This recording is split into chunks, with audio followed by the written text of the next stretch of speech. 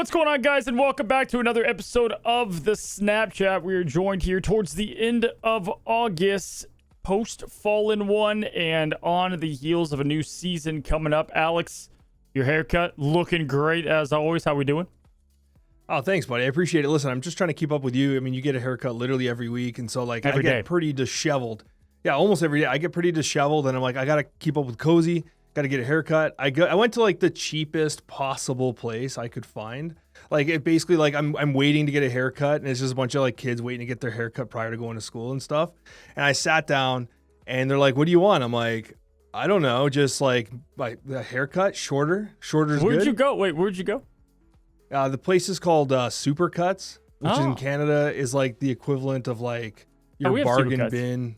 We got Do you have Supercuts. Supercuts? Oh, You yeah, know we got exactly great what it clips. is. We got Supercuts. Yeah. I tend to actively avoid them. They're usually like attached to like a Subway, and like maybe you get the I haircut think first. This one the Subway app. is attached to some sort of fast food place. I can't remember what it's called. It's like, I don't know, man. It's not like a massive chain. It's like a smaller chain in Canada, and I can't quite remember the name. They sell like You save a lot of money biscuits and going there, stuff. though. You save a lot of money going there. You know what, though? The quarterback, well, I guess he was of the Falcons. You know Kirk Cousins? You know who Kirk Cousins is? Yeah, I know Kirk Cousins. Did He- you say the Falcons? He was on Minnesota. Well, he was on Minnesota, now he's on the obviously Falcons. Redskins Yeah, so with here- RG3. Hear me out. You like that, right? Hear me out. There's a quarterback show on Netflix. They like follow the quarterbacks. Kirk Cousins, he just signed a $140 million 3-year contract. Goes to great clips. Every single month goes to great clips. Doesn't go anywhere else. He goes there. He likes it. Sometimes, man, just being a dad, like it's part of being a dad. Like you have your certain checklist, great clips, supercuts. It's all in the same.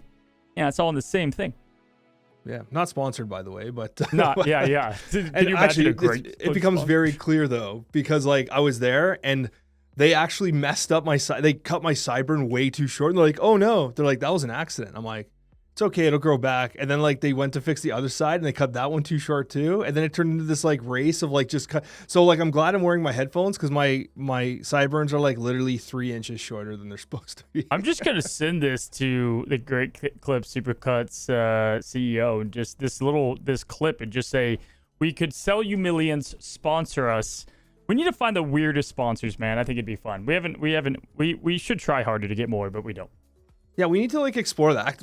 People may not realize this, but in large part, this podcast for the hundreds of episodes we've done is completely unsponsored. And Barely like I know a profitable. lot of other sponsors, like they put like a lot of like even even in the audio side, they put a lot of stuff in. We've never done that. We should actually explore that. We should.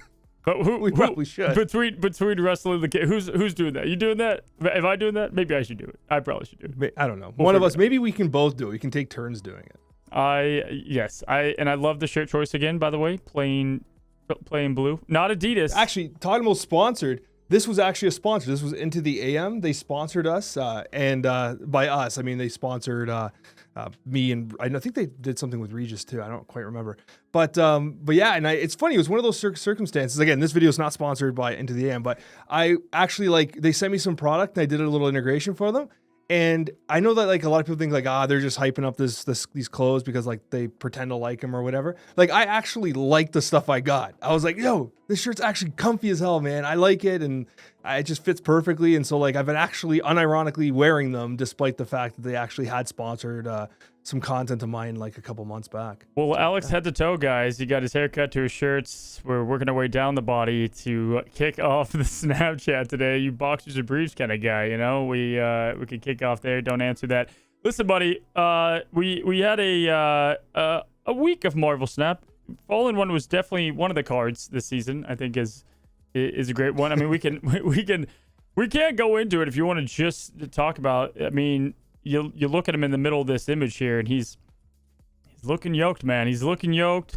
Is he feeling yoked, Alex? What were your thoughts? I think he ended up being kind of where we thought. No, I think Fallen 1's mid. When I was playing, I was like, this card is not great. I think and he's like, fun. I don't even think it's fun. I think it's I don't cool. even, I think it was didn't cool even enjoy to have- playing them that much. There's a couple things that you could do to get the energy kind of high, and it was like kind of different and fun. And you know, you play him in Sherry and whatnot. Yeah, it kind of worked, but it obviously was not a good card. But I think it was a new way to play for like 10 minutes. Yeah, I know. It was interesting, and I think that this is the kind of card which, by the way, according to on-tap-based statistics as of recording, massively negative Below cube 50, rate. right? Is he below 50%? It's for sure? 44%. Yeah, 100%. 44% win rate. Yeah. So it's not doing great. I actually saw, the best I saw was, ironically, my brother. I was streaming, I raided into him, and then my brother, he was trying like the follow and stuff. He was actually kind of excited for it. He ended up getting 41 energy on turn 6. But then he's just I'm like, yeah, but then what are you holding? Yeah, right. Like, you're just holding, not like it's not worth it. It's not like you have a sunspot on the board or something. It's like, yeah, you got the 41 energy with your Shuri, like, combo and everything like that with Symbiote Spider-Man, but like, then what? Yeah. Right? And then nothing happens. It like works in Magic or whatever. You have like a draw engine maybe, and you got some extra land mana going down. But yeah, in this, it's like, what are you going to do with it? But I kind of feel like all the cards we thought was going to do good, did well with it. Surge, Mr. Fantastic, Shuri, Gang, and there's going to be cards, as we've said, there's going to be cards that come out that maybe can have a new pass for it. We just got Mr. Fantastic, so I don't know how many more like card power stuff we're going to get in the short term, but this is definitely going to be something they visit back on. But yeah, it is just weird that we ended the podcast saying like, Sarah's just, it is just such a safer option. Great. Why would you play this? Yeah, Sarah's such a great card. And I think the only thing saving the Fallen One from anybody coping and hoping, which I know you're out there in the comments, and let us know, like, don't get me wrong, like, if you got a deck that's working for you, like, bless your heart, man, go for it, right? You know what I mean? It's just on aggregate. Yeah, bless your heart. On aggregate, the Fallen One's not doing great. But here's the thing. The Fallen One has no natural tech against it right now, right? So, like, Sarah obviously has Triple M, like, Rogue, Enchantress, Enchantress actually as well, Red Guardian. There's all these ways to interact with Sarah, whereas with the Fallen One, there is no tech piece for this. And so what I would suspect is probably going to happen is if this card underperforms, they buff it to a 5/6, which is a massive buff because it double dips on its power, and then they plan for a release that, like, deals with opponent energy, more so than something like a Red Hulk does. You know what I mean? Yes. I also have a quick question about the and this is the stuff that I just happily don't get caught up with much anymore, but I saw it. I did see it. Were they offering packs on this guy, but on different dollar amounts with like So boosters? I know what you're referring to. It's super cringe. I don't know why they did it, and I hope they kind of gave their heads a shake. Basically what happened was once you got the card, it popped up with a pop-up like, hey, you just got the Fallen One. Would you like a spicy variant that looks way better than like the hamstrung art we made for the base art? Because I'm convinced those artists can do way better than what they're doing for the base art. Sure. And I feel like they tell them to like, yo, just make it worse, bro. Make it worse so we can sell the variant. You know what I mean?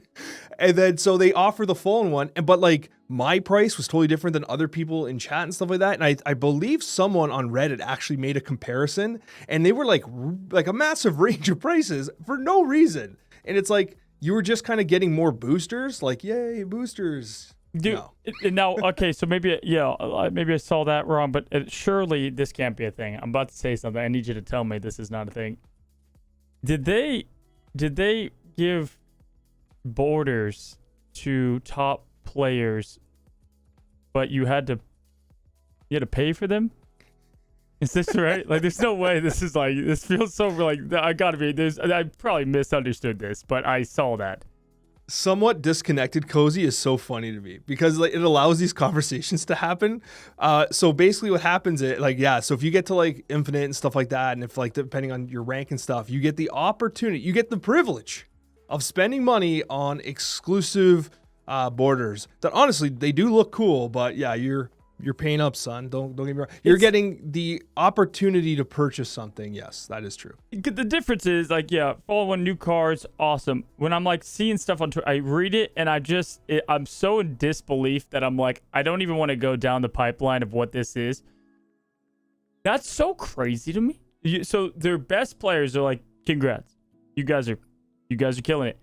Here's something you can buy. It's just such a secondary thing to do. I just don't understand. It's funny. I thought I misheard. On the patch note, like again, you kind of brought this up a while ago. It might have been when we were talking with Regis, but like now I keep an eye on the patch note emotes at the bottom, and I just die laughing. I can't, they're like the great. trash can, the L, like all. I'm like, oh my gosh, whoever's like get creative. has notifications on and is like putting in like seeding all those emotes is doing God's work, because it's so fun. Like I'm not trying to laugh. Obviously, I love this game and I want them to get those W's. But when they throw out an L and then like you just see it's just so funny. I laugh. I need to laugh though. I need that. So thank you for doing that. The uncomfortable laughter. This is a bit off the beaten path for a second. I do have a question. You said "bless your heart" earlier, which I haven't heard that since I was like in my Texas days. Like it's a very like it's a Southern thing to say a little bit. Like like if someone was like a POS human, like my mom wouldn't be like they're a POS. They'd be like, oh, they need extra grace required. Like the nice way to say someone's a horrible person. Did you grow up in a strict? Because like Canada, I don't understand the demographic, right? Like South, there's the South here. There's the there's the Midwest. There's different like kind of stigmas or what I don't like this. Where did you grow up? I don't know where you grew up. First of all, just because of the way you know things is. I swear you grew up in Willy Wonka's palace. Like I have no idea where you came from. But what were you strict household?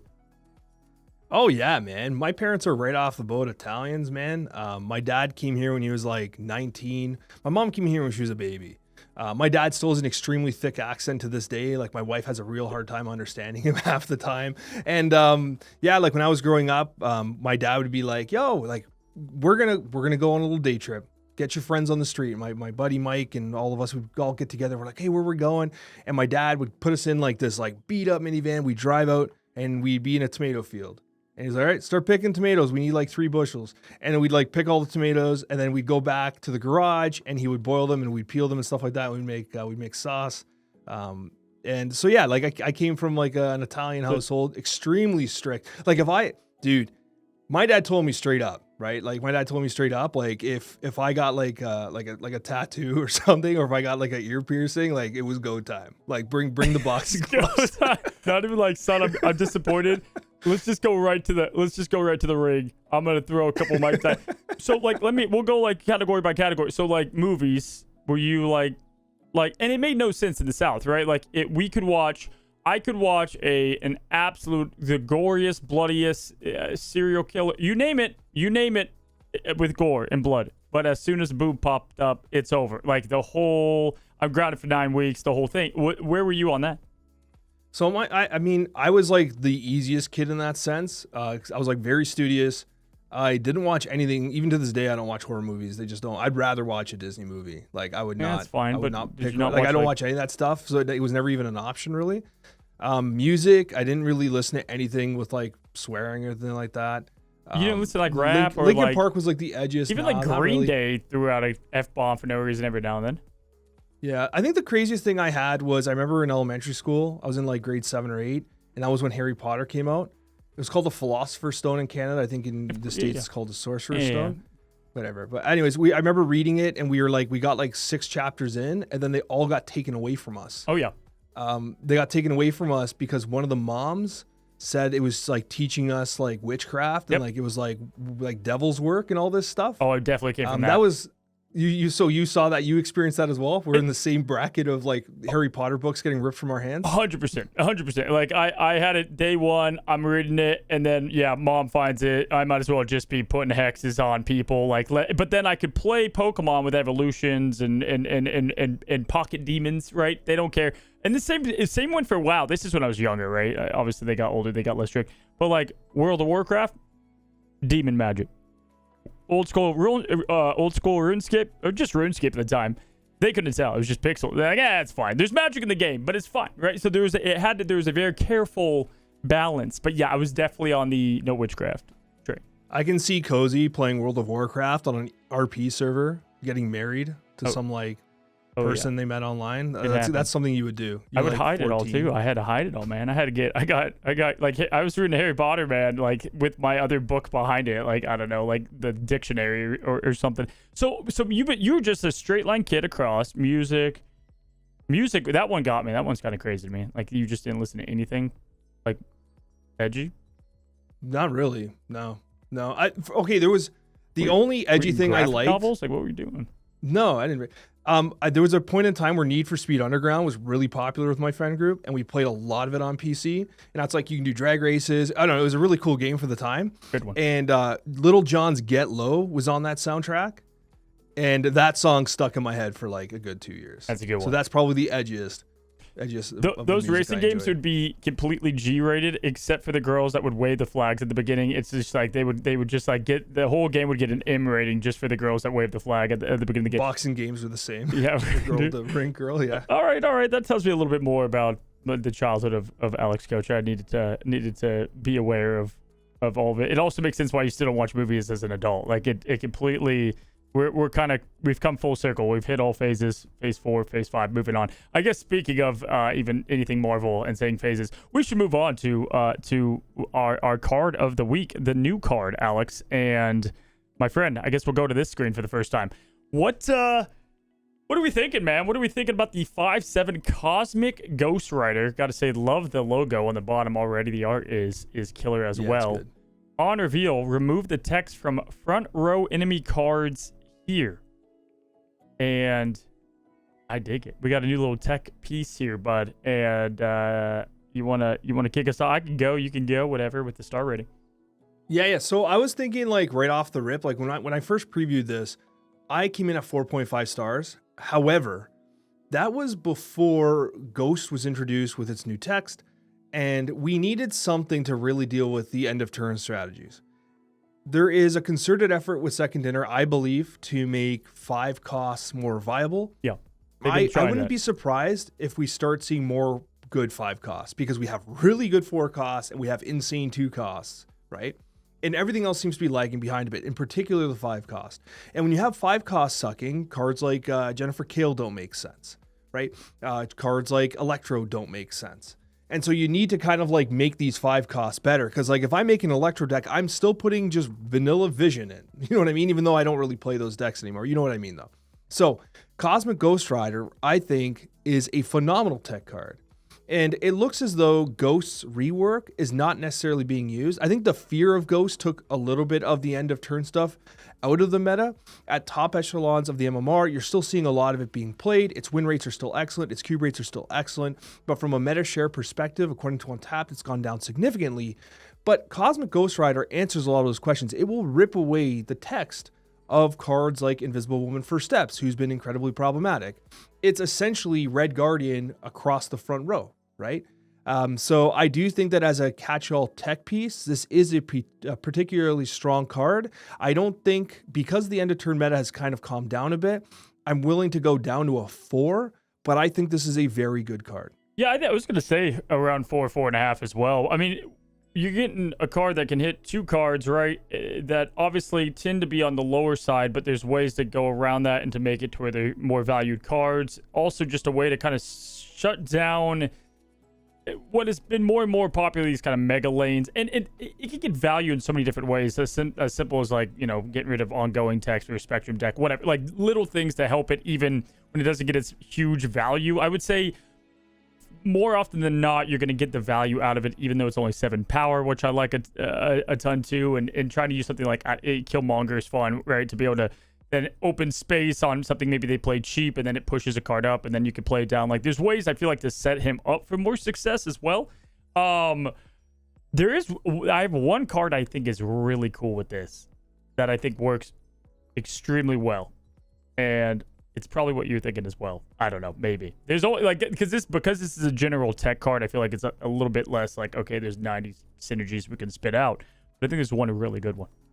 Okay, I'm actually interested in learning, listening to what you have to say, because for me, a lot of it is what does it turn off? And that's kind of what I'm most excited for. So I'd like to hear your pitch first, because I do have a list, but you're kind of piquing my interest. So you mentioned Jennifer, right? And you're like, okay, well, This is making 5s better. And we kind of saw that a little bit with Fallen 1, right? Like people were doing like picks even and whatever, just trying to play these 5s earlier. And like, yes, I think they've been trying to make 5 costs better for the last 2 years of Snap. It's a difficult cost. I feel it is because you got 6 being so strong. I think Luna Snow is probably the best synergy card with this, because you are ramping to get to play it early, right, bro? You're putting the icicle. You're putting the opponent's lane you can shut down in the exact same vein of being able to ramp into this thing, plus whatever else was in that. I think it's just a really cool combo that is a no-brainer, makes sense, and I love Luna Snow to begin with, 3-6. I mean, everything is going for it. I like that. That's a nice offensive utilization because it becomes a bit of a clog piece too.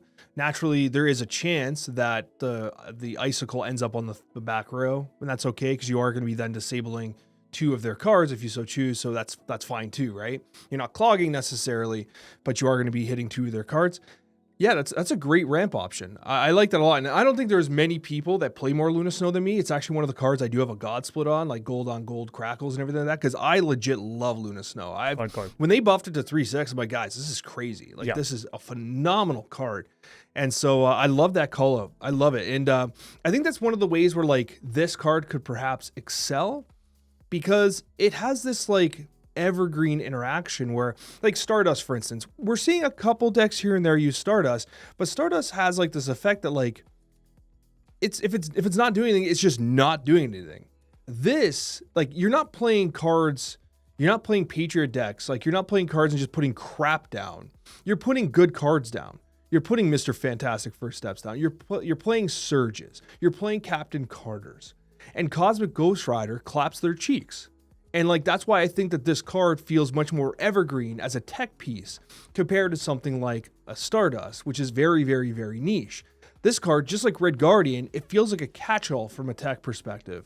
And so I do like that call for Luna Snow. That's great, but, like, I really think defensively, it destroys a lot of really solid meta cards right now. For sure. I think defensively it does really good. And we've seen before, and sometimes it doesn't work, sometimes it does, like with Mobius. But, like, whenever a piece can work offensively and defensively is when it really cooks. So even having one synergy of the Luna Snow is enough to be like, okay, I can get that combo if I need, like, if that happens, awesome. And if not, to your point, yeah, it just works so well defensively that this can plug into so many decks. Now, every now and then you're going to have these times where it's like, you're just going to get that bad whatever that happens, you know, to anything. You can get a Shang-Chi and they don't have high power, right? Like, whatever it might be. But I do feel like the 5/7 might be just right for this guy. And in such a competitive time and snap between the cards in the deck, I think he can warrant a spot for sure.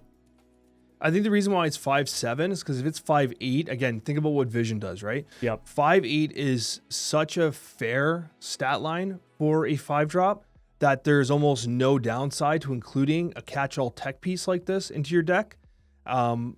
Like, even when you think about what, like, oh, if we think, like, even the Thing last month, right, was released, and that was a good 5-drop. That was a good card. But it required a little bit of setup, a little bit of nuance to get the maximum potential out of it. With Cosmic Ghost Rider, but if this thing's overstatted, like, you have no disadvantage to running it. There's no downside. Yep. Like, the downsides to something like a Stardust is that, like, it does nothing. This thing, it's gonna hit stuff.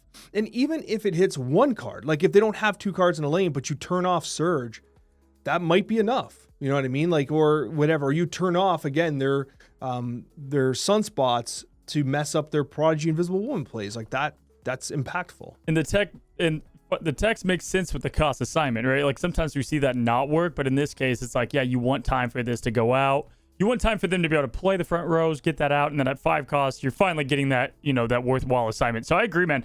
I think this thing's got plenty of gas behind it, and I also think it not only prevents some crazy metas from happening, but it also opens up the floodgates a bit of what they can design because it is that release valve in a way. Yeah, it's a big net. I feel like this card casts a big net. It's not subject to, like, the requirements of, like, a Ghost. Ghost is only going to disable the end of turn cards. This one here just, like, smokes their 2 cards. And removing the text is crazy. Like remember what Leech used to do. Red Guardian is obviously the most apt example. This is a really good card. It's a really good tech piece. And one of the concerns I have is, like, we're getting a lot of tech in Marvel Snap. And tech, while it serves an important role, it can hamper the experience a little bit. Like, it can be pretty irritating. Like, I'm of the camp that I think Shang-Chi plays a very important role in Marvel Snap. Without Shang-Chi, it's very easy, like cards like blobs and so like they start to make more sense. You need something to counteract as much as it pisses you off. Like I understand Shang-Chi plays an important role. And I think you'd dislike Snap more without Shang-Chi, with the exception of High Voltage, by the way, which we'll talk about shortly. Excluding him from High Voltage, I think is perfect. That's such a great choice. But in regular ranked, like you need cards like that, right? I just feel like this one here might be a bit more of a catch-all, and I don't know, it might piss people off. I was just about to say, in fun game modes, limited type game modes, I think they don't have to be in as much. But yeah, in rank it, for sure, like it's supposed to not feel good. Like when you're building Magic, you're playing Magic and you have like a ton of counters on whatever. Let's say you play Merfolk, whatever, and you get a board wipe. Yeah, it sucks, but also like that's just what is supposed to keep things, going. Let's say in Commander, for instance. So tech cards doing the exact same purpose for that. This is Frank Castle, by the way, yeah.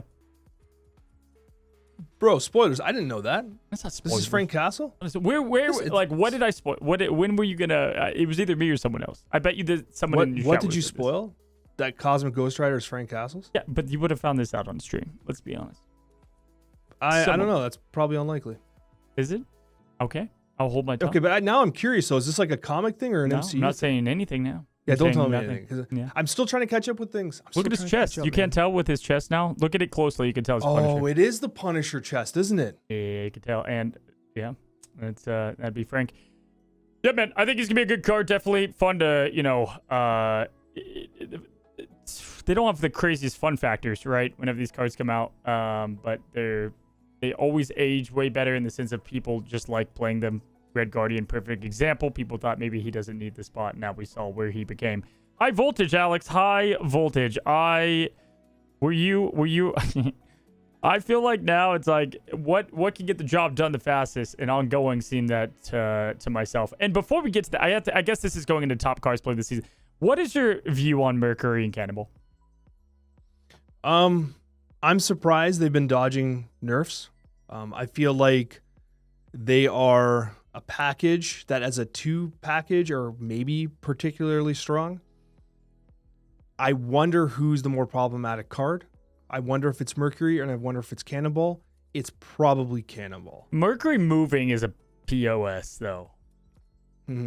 Because it allows you to trade effectively so easily. Yeah, you could play around it and then you can't, right? Like I think that's like the thing that's the most frustrating. It's like, oh, okay, they play Mercury there. It's like, okay, I'll play over here, right? It doesn't matter. It just doesn't matter, especially with the way that it curves out.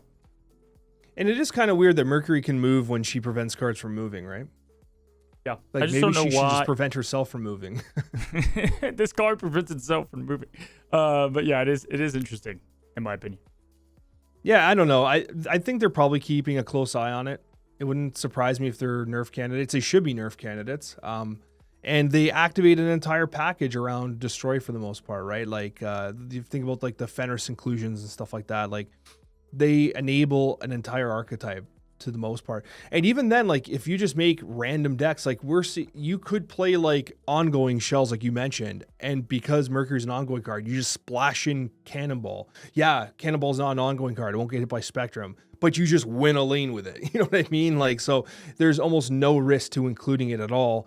And Cannonball went from a 5/8 to a 5/7 back to a 5/8, and then they released Mercury.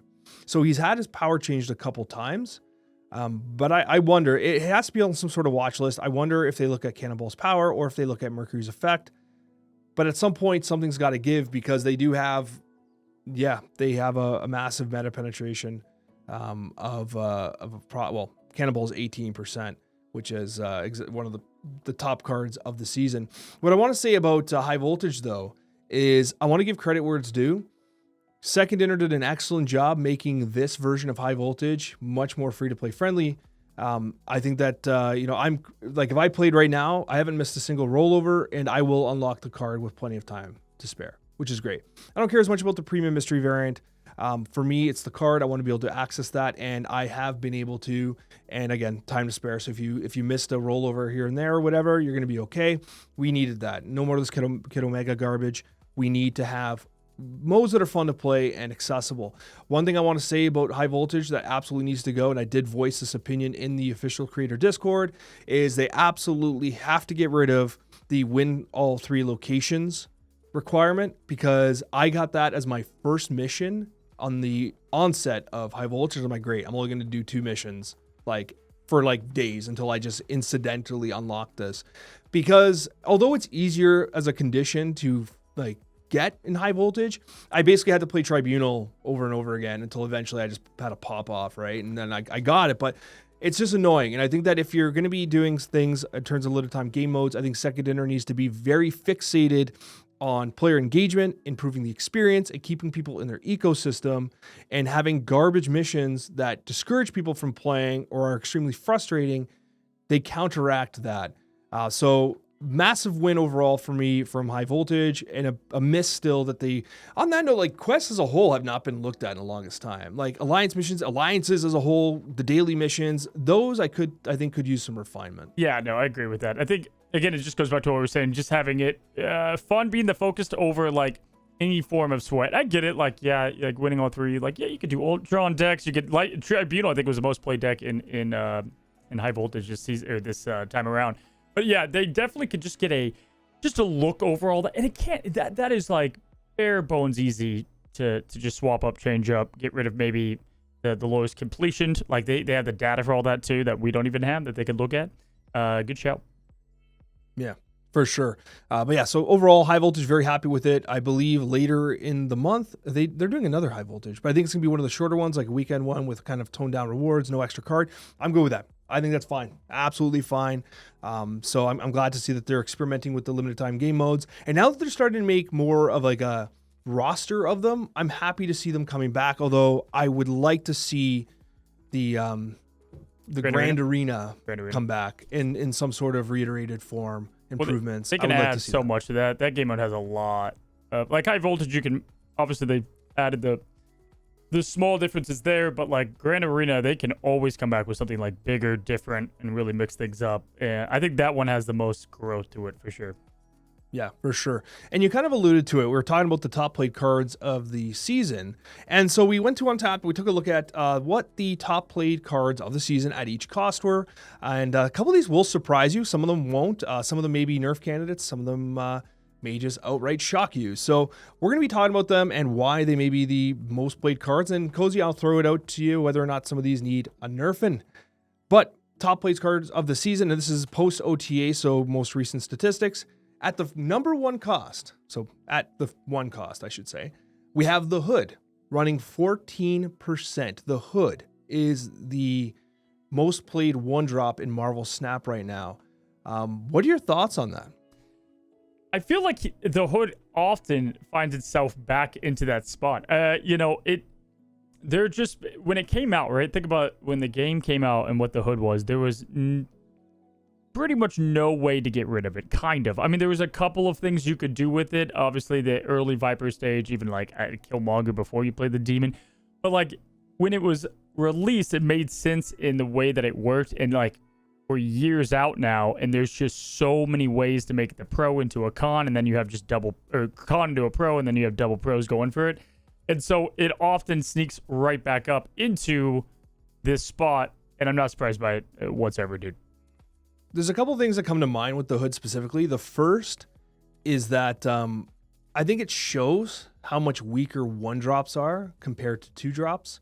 I think that the Hood, while being an excellent card, fantastic card, is not like, it's not leagues ahead of others the way like Mr. Fantastic was as a 2-drop, or the way Surge is. Like, it's not, like, you know what I mean? It's just not that. However, it goes in almost anything. It goes in like bounce shells. It goes in shells that run Bast, Agent Venom. It goes currently in shells that are like trying to like basically clog the opponent, much like you said with Viper. But most importantly, it's Merlin.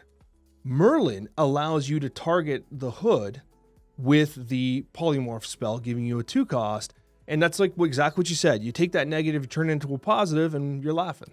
Yeah, you can't experiment too much with 1 cost, right? Like we saw them try to do that, and then it ended up being Nico, right, or whatever. Like where it was like, okay, this is Bobber. Clearly, who only lived so fast, so far. Hydration Bobber, but then like even the Nebulas, that when that came, like there just isn't too much they could do there because of how cheap it is and the way the game flows and goes. Like they can't get too unique with the abilities. I feel so bad for Hydration Bobbert because I think one of the major problems for him is something that happens in Marvel Snap ad nauseum. It happened to Havoc in the last OTA. The worst thing you can do in Marvel Snap is fly too close to the sun. Doesn't matter what card you are. If you see absolutely no play, then all of a sudden people start playing you because some new card came out that all of a sudden made you viable, like the way Invisible Woman First Steps made Havoc viable. It's not Invisible Woman First Steps that gets nerfed. It's poor old Havoc that gets his cheeks clapped because... I don't know, man. Because why? Why was it Havoc that had to get nerfed? We brought that up last Snapchat. I said you got to be a 7 out of 10 in the game, and some comment was like, "That is the damn truth." It is. You got to ride your 7 out of 10, be an 8 out of 10, which can't be too good. That's why, like in most games, though, I avoid the meta or the top character, player, gun if it's Call of Duty, because you just know it's not far away from getting nerfed. Yeah, no, for sure. On that note, I don't know if you played Battlefield 6 was kind of cool. Yeah. Maybe we'll talk about that closer to the release at some point. We got to talk about like some other games too sometimes. To the chagrin of others that are like, wait a minute, I thought this was a Marvel Snap podcast.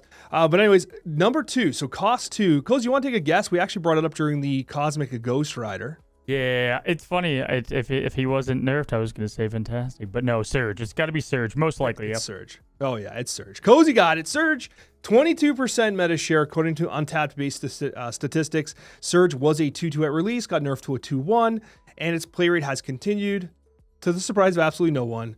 For what it's worth, I love Surge. I think the card's a fantastic design. I don't want to see it get nerfed into Oblivion. When people play Surge, I'm not even mad. There's ways to counter it. You can hit it with Red Guardian on curve. I love the design. I think Surge is a fantastic card, and but it's still running a 22% meta share, which might be high. But like you can't do much more to it, can you? Like, you know what I mean? Like, what do you do? You can't make it. It's so funny when the card came out. You're like, nobody plays Snap like that though. And then like she did single-handedly change a lot of the way you play the game, or at least you know the risk versus reward system of it. This was just one of those home run releases. I feel like every now and then they hit one that's just a huge home run. Had to tone down a little bit, but yeah, Surge is awesome. Yeah, because it's a fun design. It feels fair. You can counter it with the likes of Triple M if you have to. There's nothing about Surge that's egregious. Like, you can turn it off. You can deal with it. It's fun. It also has like the top deck side where it's like, if you top deck stuff on curve, then all of a sudden it starts flowing good, but sometimes it doesn't help you as much as other times, right? Like, it feels like a very fair, well-designed card. So yeah, Surge at 22%, I don't think is as problematic. But here's the thing. Surge is only the top played card at the 2 slot in Marvel Snap. Because Cozy, do you want to take a guess what the top played 3 cost card is? Did I allude to it? Snap? Yeah, it was going to be the 2, but now it's going to just be the 3. Mr. Fantastic. Mr. Fantastic, the original. 3-1. Boom. Yeah, the original. First Steps, Mr. Fantastic, 16% meta share, and that is post-nerf. A significant nerf. Like, we're talking a sizable nerf, man. Going from a 2 to a 3 cost for a card that has an end-of-turn effect is a absolutely gargantuan nerf. He's still seeing 16% play. He's still doing absolutely fine. He's still a good card. And it just makes me wonder, like, damn, this card was really stupid at 2, wasn't it? Like, really stupid. Yeah, that's when Kevin Feige made the call. He's like, hey, this movie's coming out. Pump it up. Gas it up. You know who's the best hero right now in Rivals? Human Torch. Just saying, right? So it's like, maybe this is a higher conspiracy tinfoil hat moment. But yeah, I think the movie's out of theaters in October. Watch there just be like a mega nerf in October. October 1. This card goes to shambles. 4 cost. Can they even like nerf it more 4 cost? Oh my gosh. Just take away its identity completely. Yeah, they make it a 5 cost. It's a 5-3. No one plays it ever again. It's like him and Pro X are just chilling, crying. Dang. Sad day. I don't want to do this. We talked about this card too. 4 drops, which is the most popular 4 drop in the game. I did mention he was a bit of a necessity. Cozy, do you want to take a guess who the most popular 4-costed card in Marvel Snap is? Jubilee. You are incorrect, sir. I can't. Oh, man. You're just joking around, even though they got that Creative House Pocket Jubilee that makes you want to play it more often. Yeah, right. Mr. Shang-Chi. But he's been there since launch of the game. It's Mr. Shang-Chi running a 25% meta share. So I play this game all the time, where like they don't have Shang-Chi game where you just like play big chunks and just hope they don't get punched out into oblivion. And they get punched out approximately 25% of the time. But it's like one of those like 60% of the time it get punched out every time situations, because I feel like they always have Shang-Chi. And I feel like it's one of those cards where, like, if you're trying to make an offensive, like when I'm crafting a deck for the Fallen One or whatever, like I'm trying to do like the week deck for like the new card of the week, I'm like, I cut Shang-Chi for more greedy synergy options, and then the deck is always better when I just cut something stupid and add Shang-Chi back.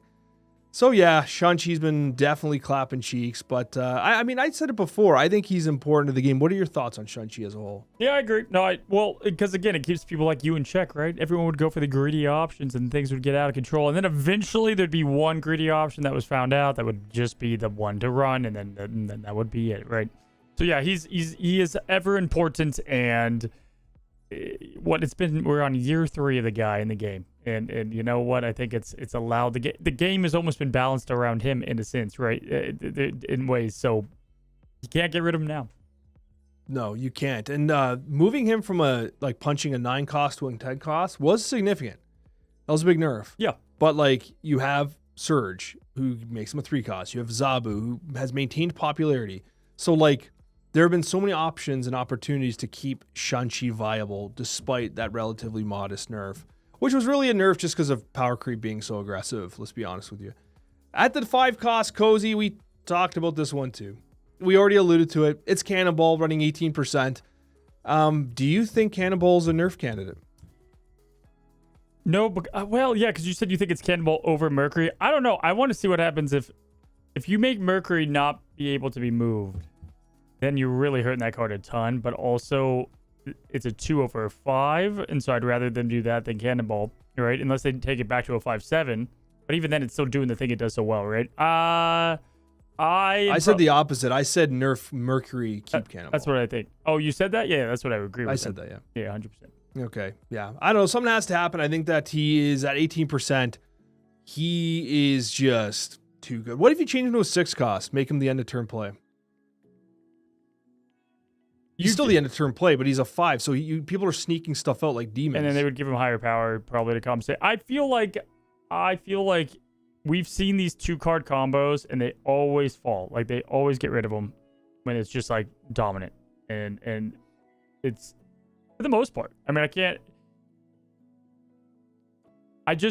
how long? Because it's been now what? Good amount of time that this has been wreaking havoc. And if you look at like across just like top decks, you're gonna see those two, like they don't like having 2 or even 1 card in like a ton of the top decks. And I mean, it's pretty clear cut and obvious that they are. Well, one of the major challenges is that you can do, like, you literally can just like add Fenris, Shang-Chi, and then Cannonball Mercury to any deck, anything, literally anything, and it's just a better deck now. Yeah, Pro X and Cannonball lasted all of like a month. Yeah, that was stupid. That was a really sad meta. That meta was as bad. Sad meta, yeah. Actually, probably that meta was probably worse than the Spider-Man Absorbing Man meta, where like you literally couldn't play the game anymore. No, like OG Spider-Man. No, dude, you literally couldn't play the like. There's no playing. That was pretty bad. But that was a special kind of bad. Like that, man. For April Fools, they need to just have us play that for like a week. Just roll back the servers. They really needed to do those like the X-Men events and stuff like that again. The unbalanced patches. That was such a great idea. Why don't they bring those back? Bring the unbalanced patches Horrible back. Marketing name, but amazing idea. I think the way that they would have to I think between that and the OTA, like I don't know, maybe they thought casuals were going to be too confused by it. But dude, those were fun. Like I feel like those brought some freshness. People didn't like them at first, and then I think they really people really started to get used to it. What I don't like, and I still can't believe we're in the game with these featured and hot locations. Like, I cannot believe that we still get hot locations in 2025. Like, let me know in the comments. Do you actually like hot locations? Of course you don't. Like, of course you don't. Like, there's no way. And I know there's like maybe 3 people that are going to say they do, but you really don't. You think you do. But if they were gone, you'd be happy, I think. I'm convinced Ben Bro just checks in every now and then. He's like, how's the hot locations doing? You know, they still pumping. They're like, yeah, we still got them in there. He's like, great. All right, guys. And then that's that, right? It's all Bro's fault. No, dude, but this has been the thing that's been talked about forever. That just, they'll die. The game will die with hot locations. Yeah, one of these days we'll have to go back to like a airing of grievances episode where we just kind of just like beef with everything that's driving us nuts, like the bug where you still can't select the cost properly. Going to number 6, Would it surprise you, Cozy? 70% of the meta, Galactus First Steps. Now, this might be inflated slightly by the fact that obviously being the season pass card, you do get some rewards, weekend missions wise for it. But I actually think he's aging okay. Decks have been okay with him. He's not obviously as incredible and as broken as something like the Mr. Fantastic First Steps was, but Galactus First Steps I think is a fun card to play. I think it has good decks with it. It's bringing back some initiative-based stuff like Negasonic. Oh, that's another card that goes with the Fenris Mercury. Yeah. Right? Negasonic, unironically seeing a lot of play right now. Crazy. That's so funny. Man, it's crazy to think that a card like Negasonic, which did get buffed, by the way. Remember how it used to destroy itself? Multiple times. Yeah, like it got buffed. And now it still saw no play until like another package comes out. Other cards get released, right? And to think that like Fenris and Negasonic and Gladiator and those cards have sat for so long, but then it was like the inclusion of Mercury. Then all of a sudden it's like, oh, what if we just start slamming all these packages together? And all of a sudden you got this insane cook. But anyways, what are your thoughts on Galactus First Steps? I thought it was going to be Eliath, Dr. Doom. I didn't know. I didn't think he would take the. Well, yeah, I don't know. I think. Does he ever get adjusted in any way? I don't know. I said this last time when we talked about him. I just think it's great that we've had Galactus, who is just such a niche deck, right? To then having such an iconic character. And actually, the next topic we talk about are characters that this game has made us like love or just like more interested in. And Galactus was one of those for me. Like Galactus has always been such a big bad, and obviously, but like this game, like really, even from like the start, made me want to look into him more. So being able to play more, really cool. I enjoy that a lot. Maybe that's a good segue, though, to go into it. But, yeah, I mean, those being the top cards. What was Galactus up there on a hero that Snap made you fall in love with?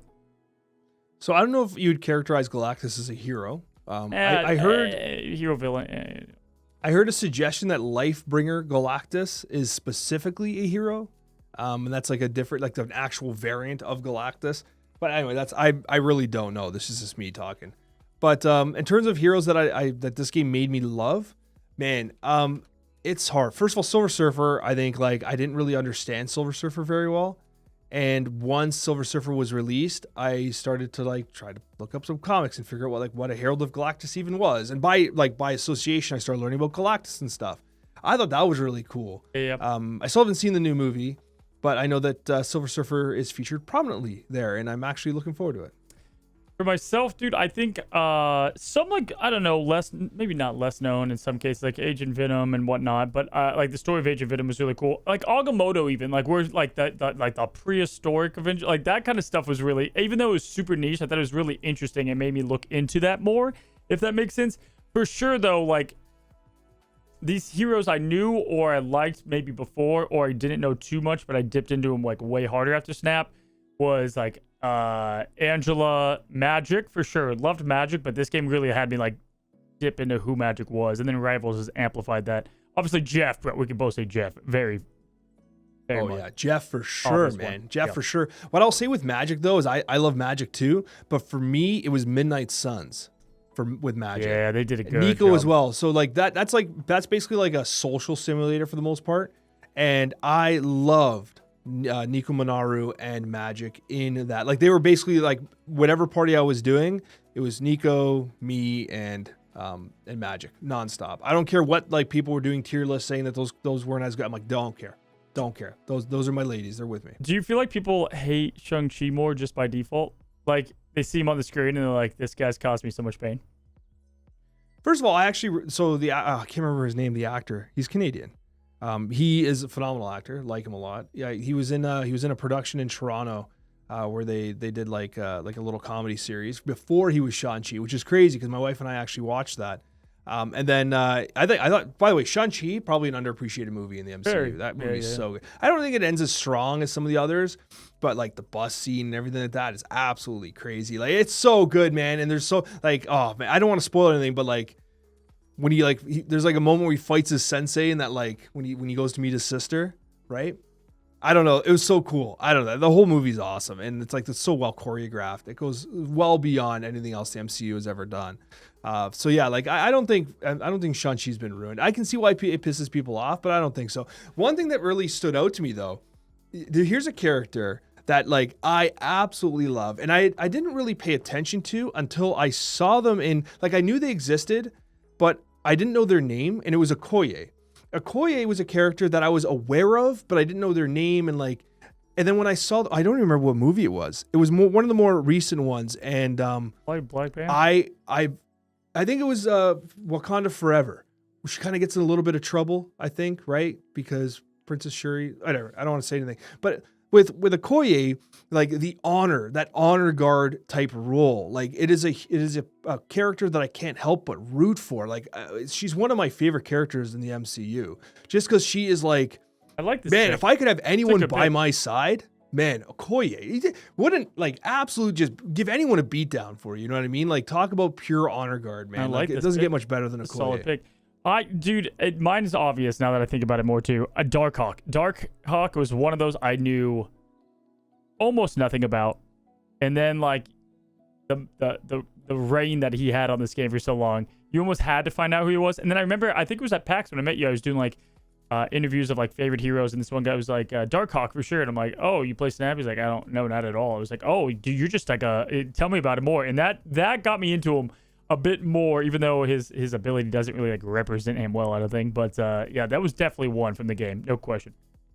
Yeah, and I mean, there's so many heroes, and one of the things I've enjoyed is like watching X-Men '97 and having like those Leonardo DiCaprio moments where you're like, you know what I mean, when like something happens and you're like, I know that guy, like Sauron actually like disabling people's abilities in the show, and in the like, that's something that I think Snap has done really well.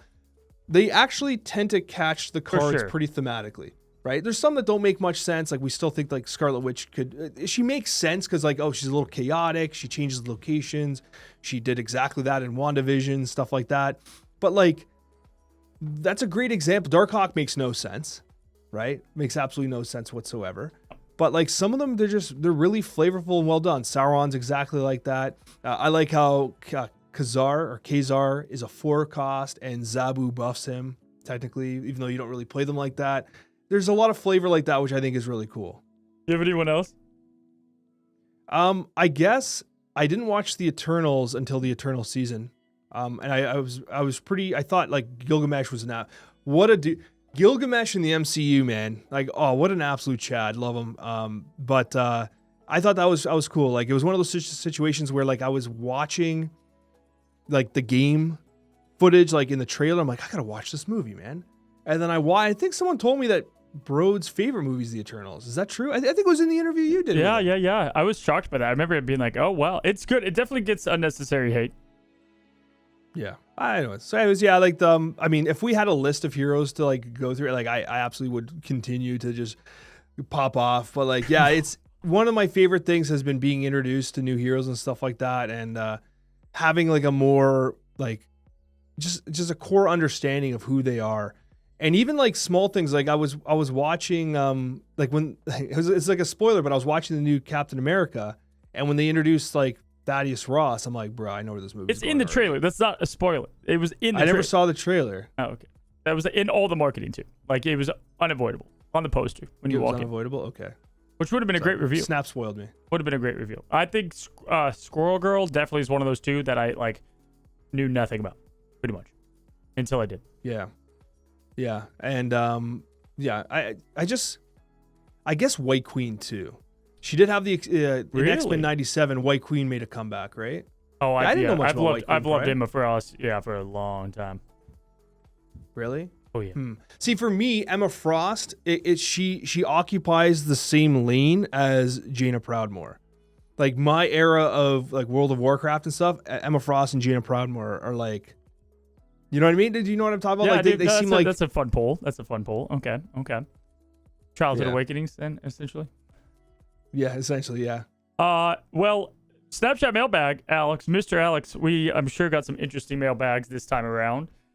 Walk us through. Get us to question number 1. All right. Question number 1 comes as a pack of 2. This is by far the most commented thing. Cybersuit M says, Alex and Cozy discussing Chinese food is peak content. Miss this for real. And that was followed up by the one and only Nina is Noob, who said, chicken balls. Really, Alex? I didn't do a statistical tally, but I want to say it was a 90-10 split. That people 90% were what the hell were chicken balls, 10% were they sweet and sour chicken. I'm pretty sure they're officially called sweet and sour chicken. To me, it's crazy that even with my description of them, you couldn't figure it out. Like you had no idea what the red sauce was. I still don't. Like still don't know what you're talking about. This is more insane. The fact that you're still confused, it blows my mind. Like sweet and sour chicken, I know sweet and sour chicken, but like that's not like a. Yeah, like I mean, I get that with. It's orange chicken. It's like a piece of chicken in a battered ball. It's a chicken ball. No. See, I've never had that. All right. Well, next time we get together, we're gonna have chicken balls. Can't wait. What did he? They're actually great. I don't know what you're talking about. This is not like a controversial like I'm making them eat like. But this is why I think you grew up in Candyland. Like I don't know because like you've never had a fish taco, but then like it's like chicken balls. It's like of course. Yeah, because I mean when you go in Canada, at least in my area. Like chicken balls and sweet and sour chicken is like very common, man. It's like top of the menu. Like you get there, it's like, man, I want Chinese, I want chicken balls. If I were to call a local, I could call every local Chinese place in Canada and say, yeah, can I get an order of chicken balls? So like, yeah, anything else? Unfazed. I can almost guarantee it. They're not gonna be like, bro, you dumb? Like they're just gonna be like, oh yeah, no problem, bro. When you think Mexican food, what do you think? Tacos.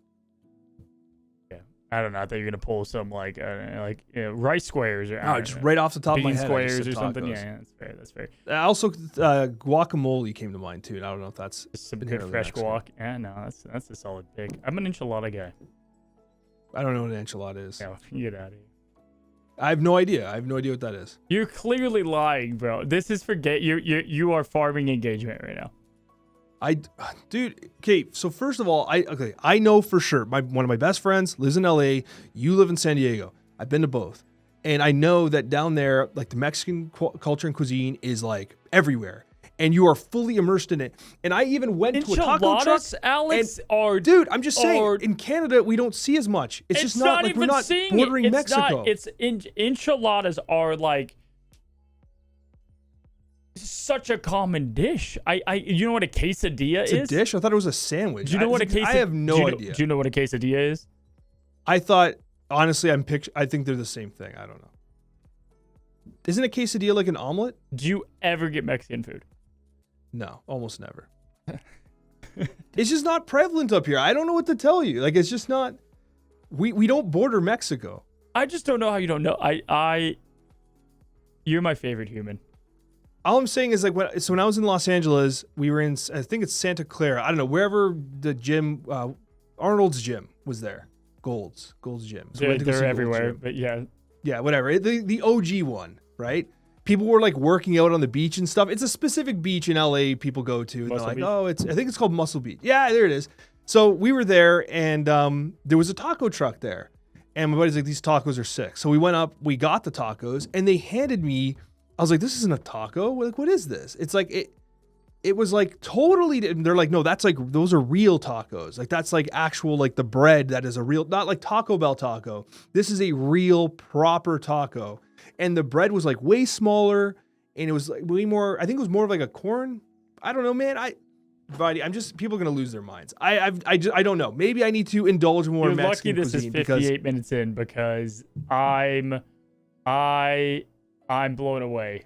This might be up there on my list of there's no way. Okay. I'm sorry, man. I already know what we're talking about. Like, I already know what the Snapchat mailbag is next week. Like, there's no question. Like, it's going to be pretty obvious. It's about the quesadilla. Or the enchilada. Okay. Well, at least we know next time we get together, we have some content to record at the very least. Do you know queso fundido? I don't even know what you just said. What's the next question? Is that a person? Next question. It is a person. Okay. Okay. Next question. From Santa Ma channel, I think the way that name is said. But anyway, it says, Cozy's having a second child soon. And here we are still at 20 deck slots. Welcome back, Cozy. That is something wow, if you would have asked me, dude, that would have been such a fun way to phrase it when Snap was launched, because that was when my last one was born. You're like, hey, by the time you have another kid, will there be more than 20 deck slots? I'd be like, yeah, absolutely. But sometimes you just get borders instead that you can pay for. Oh yeah, you got to have those borders. You absolutely got to have them. Got it. I can't believe how fast we got 20 deck slots and then just like never again. Kill the science. Cut the project. I know. The technology does not exist. We got a couple more here. Quick. Big Steve. Honestly, I know it's good to keep the game playable for all and let people know when you are unhappy and keep the devs humble, but I can't help but appreciate the game for how good it is compared to other free-to-play mobile games. We get unlimited energy to play. We don't have to wait for a recharge. When unlocking a character, we don't have to level them up to use their skills or give them gear to level up or use a different currency. And the game doesn't make us watch ads or play and berate us with paying for things unless you are in the shop. I get the hate and I think it's good to say these things, but I really love the game even with all its flaws. That's a 2023 take right there. Yeah, no, I think the thing that's frustrating the most is that I disagree with a little bit of that. And that what's frustrating is it is a great game. Like that's the obvious. It is a very, very good game. It's the fact that it's a mobile game is what is the worst part about it. No question. We've said so many times where while we understand that Marvel Snap is a mobile game, it's not. It should be better than that. Like, I think mobile game territory comes with a specific expectation, and I think that Marvel Snap is beyond that. I think it's above that, and I think it should be above that. It's a better game than your average mobile game. It's mobile game of the year, right, on release, and it for good reason, right? And at that time, they hadn't monetized the way they have now. If you take a look at the current climate around people's opinions on Marvel Snap, people say the same damn thing. Great game, terrible monetization. Literally every single time. And it's unfortunate because they really do have the core of a beautiful thing here. And it's just, well, the digital card market space is just so wide open. And I'm just, if there's another strong, I don't know how much trademarked this gameplay is, right? Outside of the snapping mechanic, right? But you can get really close to a gameplay. If someone made a game that was more free-to-play friendly, that was an IP, I don't know, any big IP, you know, like Nintendo. Let's say Nintendo made a card game with all the famous Nintendo characters, and it played just like Snap, and it was snappy like Snap. Maybe a different thing than the Cube thing, and it was free-to-play completely. I mean, that game would destroy this game. And that's what stinks. It would. They have an amazing game here. They have such a good game, but you don't want to Overwatch it when Rivals came out, right? Like Overwatch, like when Rivals came out, they're like, oh my gosh, we got to change everything. And like that, it's good to have competition. It's really good to have healthy competition. I think Pokemon Pocket was in a sense to the game, but like, yeah, it's such a good. It's a great ass game. This game is greatest game. It's just at the end of the day, it's a mobile game, and that's what's the bummer of it. Yeah, I absolutely agree, and yeah, I don't know. I still love it.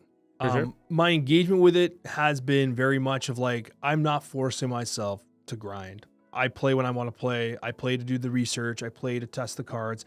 I do my job. Well, funny enough, like it being a mobile game is what I loved, like in the sense of it being playable on a mobile phone, and that's when I've been playing it even more so. It's the stuff that comes alongside mobile games, I guess if you're not picking up what I'm putting down. Yeah, I hear you 100%. And the last statement of the podcast here comes from Jack, who says, as much as I loved Alex trying to explain Chinese food, and then saying he loves orange chicken, which is literally made by the US chain Panda Express, the best moment was Alex telling Cozy it's not Wham, and then goes to agree that it was George Michael, who is the lead singer of Wham. I love you both. So glad you're back. Just like the quesadilla and the enchilada, you just got to let Alex... gotta fly. Let him peacock, right? Let him. You can't cage a bird that wants to fly, and we just let Alex. You let him fly, baby. Not too high, but high enough. I appreciate that, Cozy. We need to end this podcast with a careless whisper.